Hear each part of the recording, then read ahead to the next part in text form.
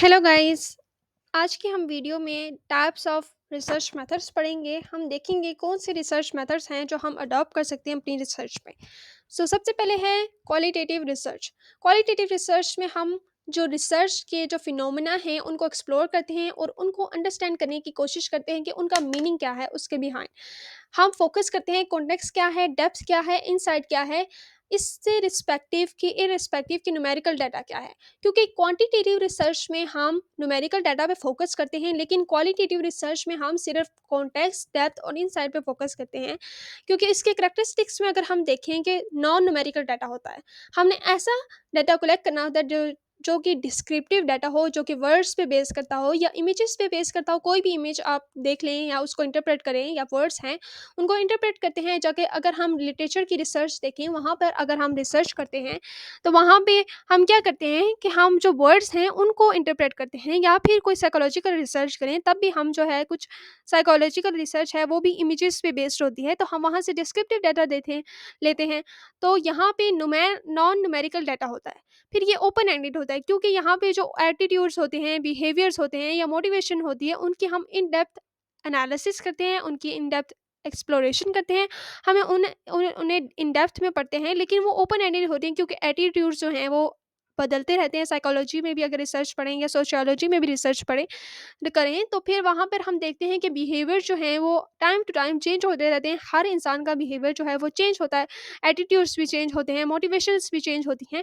और इनका कॉन्टेक्सचुअल क्या होता है कि ये जो डिटेल इनसाइड है स्पेसिफिक कॉन्टेक्स्ट के लिए रेलिवेंट होते हैं, क्योंकि हम जब क्वालिटेटिव रिसर्च उन्हीं सैंपल्स के लिए लेते हैं जो कि स्मॉल साइज हो। क्योंकि स्मॉल साइज जो है वो फीजिबल होती हैं, क्योंकि ये जो डिटेल इंसाइट प्रोवाइड करती हैं स्पेसिफिक कॉन्टेक्स्ट के लिए, तो स्मॉलर साइज के जो सैंपल्स होते हैं उनके लिए बहुत ज़्यादा रेलिवेंट होती हैं।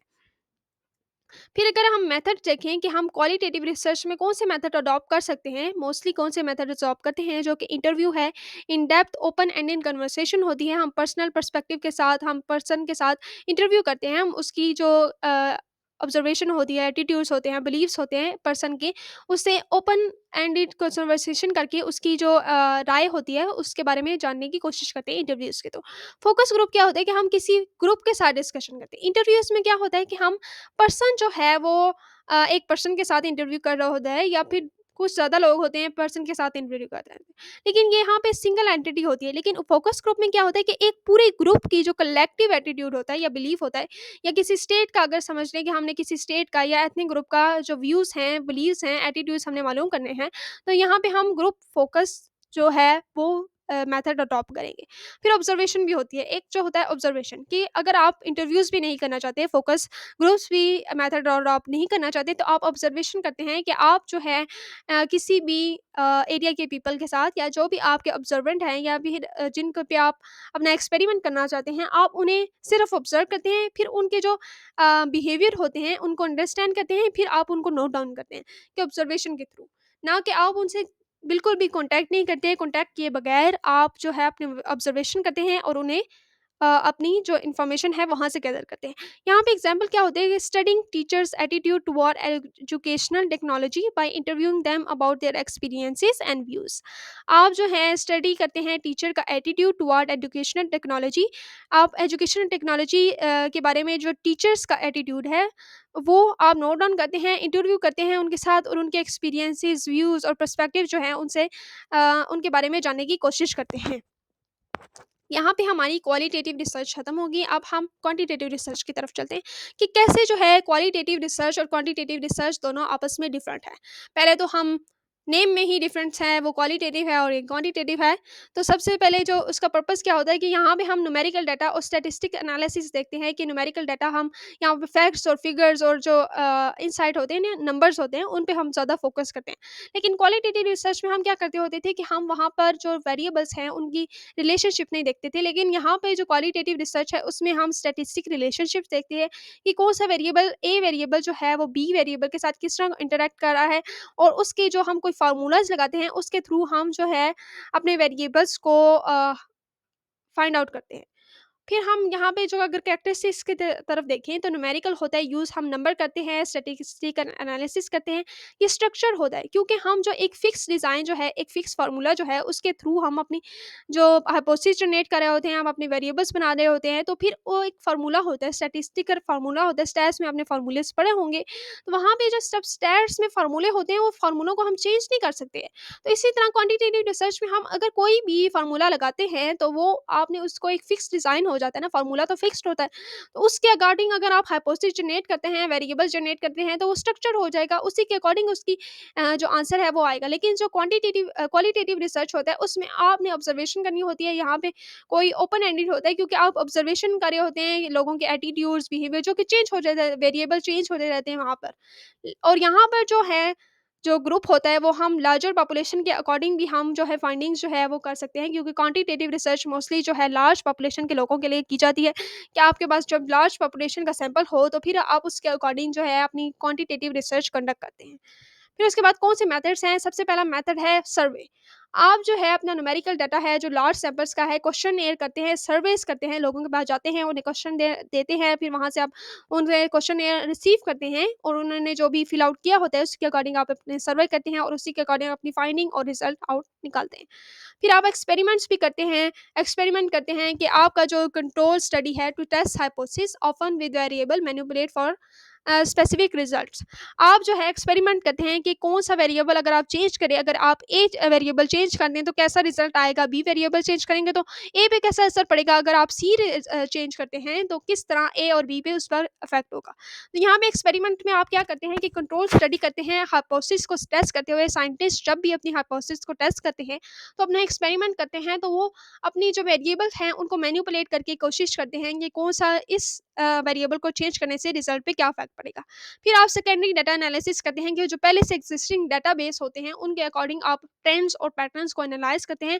प्राइमरी डाटाबेस क्या होता है कि आप खुद से जाके जो है अपने डाटा कलेक्ट करते हैं, लेकिन सेकेंडरी डाटाबेस क्या होता है कि पहले से जो एग्जिस्टिंग डाटा है उसी को आप यूज़ करते हैं, उसी के अकॉर्डिंग आप जो है ट्रेंड्स और पैटर्न्स जो है उनको एनालाइज करते हैं। फॉर एग्जाम्पल के तौर पे testing the effectiveness of a new teaching method by measuring students method test scores before and after its implication. आपने यहाँ पे स्टूडेंट के जो टेस्ट स्कोर्स हैं, इम्प्लीमेंटेशन आपने उसके जो पहले और बाद में जो टेस्ट स्कोर हैं उनको देखना होता है कि कैसे न्यू टीचिंग मेथड्स के साथ उसकी इफेक्टिवनेस बढ़ी। तो यहाँ पे जो है आपने न्यूमेरिकल डाटा यूज़ करना है, क्योंकि यहाँ पे टेस्ट स्कोर जो हैं वो हमेशा न्यूमेरिकल डाटास में होते हैं, न्यूमेरिकल होते हैं। तो यहाँ पे हमारा क्वालिटेटिव रिसर्च होगी। उसके बाद हम देखते हैं मिक्स मेथड रिसर्च, जो कि दोनों का अमलगमेशन होता है। अगर हम क्वांटिटेटिव और क्वालिटेटिव रिसर्च दोनों को कंबाइन कर दें और उसमें हम न्यूमेरिकल डाटा भी देखें और कॉन्सेप्चुअल डेप्थ भी देखें, तो उन दोनों से फ़ायदा हासिल करें, तो ये मिक्स मेथड रिसर्च होती है, जो बहुत ज़्यादा इफेक्टिव होती है। बहुत सारे जो रिसर्चर होते हैं इनको यूज़ करते हैं, क्योंकि इनमें दोनों जो हैं चीज़ें हैं जो वो प्रोवाइड की जाती हैं। करैक्टरिस्टिक्स में देखेंगे, हम इंटीग्रेशन करते हैं कि हम प्रॉपर अंडरस्टैंडिंग के लिए, अपने डाटा की अंडरस्टैंडिंग के लिए हम दोनों मेथड्स के टाइप्स जो हैं उनको यूज़ करते हैं कम्प्रिहेंसिव स्टडी के लिए। अंडरस्टैंडिंग के लिए जब आप उनको अंडरस्टैंड कर लेते हैं तो फिर उसके उसके बाद सीक्वेंशियल और कोकरेंट। सीक्वेंशियल क्या होता है कि वन आफ्टर द अदर, एक आपने क्वालिटेटिव लिया तो फिर उसके बाद आप क्वांटिटेटिव करते हैं। लेकिन जब कोकरेंटली होता है, सीक्वेंस कोकरेंटली होता है एट द सेम टाइम, आप क्वालिटेटिव भी और क्वांटिटेटिव साइड बाय साइड लेकर अगर चल रहे हैं तो उसे कोकरेंटली कह रहे हैं। कि अगर आप दोनों मेथड्स एक ही टाइम पे यूज़ कर रहे हैं तो उसे कोकरेंटली कहेंगे। अगर आप उसको सीक्वेंस वाइज कर रहे हैं वन आफ्टर द अदर, उसे हम सीक्वेंस कहेंगे। वो फ्लेक्सिबल होते हैं कि इसमें आपको रिसर्चर को अलाउ किया जाता है to validate findings by comparing qualitative and quantitative research. आपके पास आप जो है अपनी रिसर्च जो क्वालिटेटिव और क्वांटिटेटिव दोनों करते हैं, जिसकी वजह से रिसर्चर पे अलाउ करता है, फ्लेक्सिबिलिटी होती है कि वो अपने जो फाइंडिंग्स हैं उनको कंपेयर कर सकता है, क्वालिटेटिव भी और क्वांटिटेटिव। वो क्वालिटेटिव भी करे तो उसका रिजल्ट सही आएगा और क्वांटिटेटिव भी करे तो रिजल्ट वैसा ही आएगा। फिर उसके बाद हम इसके मेथड्स देखते हैं कि कौन से मेथड्स हैं। Sequential exploratory design. Sequential exploratory design में होता है कि क्वालिटेटिव रिसर्च पहले होती है कि हम जो फिनोमेना है उसको अच्छे से अंडरस्टैंड कर लेते हैं, फिर उसके बाद क्वांटिटेटिव रिसर्च करते हैं उसको मेजर करने के बाद। और सीक्वेंशियल एक्सप्लेनेटरी जो डिज़ाइन है उसमें हम क्या करते हैं, जो क्वांटिटेटिव रिसर्च है, एनालिसिस है, हम उसको पहले करते हैं, फिर उसके बाद हम जो क्वालिटेटिव रिसर्च है उसको फाइंडिंग को इंटरप्रेट और एक्सप्लेन करने के लिए यूज़ करते हैं।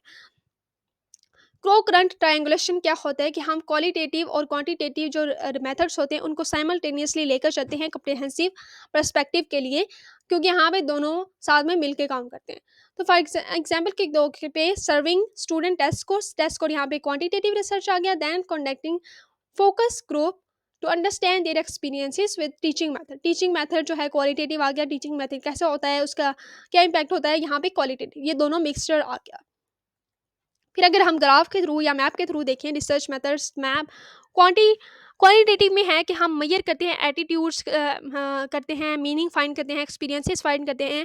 फिर उसके बाद इसके मेथड्स में इंटरव्यूज आ जाते हैं, फोकस ग्रुप्स आ जाते हैं और ऑब्जर्वेशन आगे जाते हैं।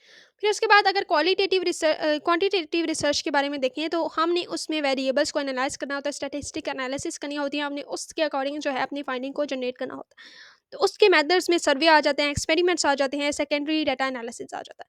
उसके बाद अगर मिक्स मेथड्स की बात करें तो मिक्स मेथड्स में है जो हमने दोनों को साइड बाय साइड लेकर चलना होता है, कि दोनों को यूज़ करना होता है, दोनों से जो है अपनी फाइंडिंग को बेनिफिशियल बनाना होता है। उसमें हम मेथड्स देख सकते हैं, design sequential explanatory design, exploratory design and concurrent triangulation.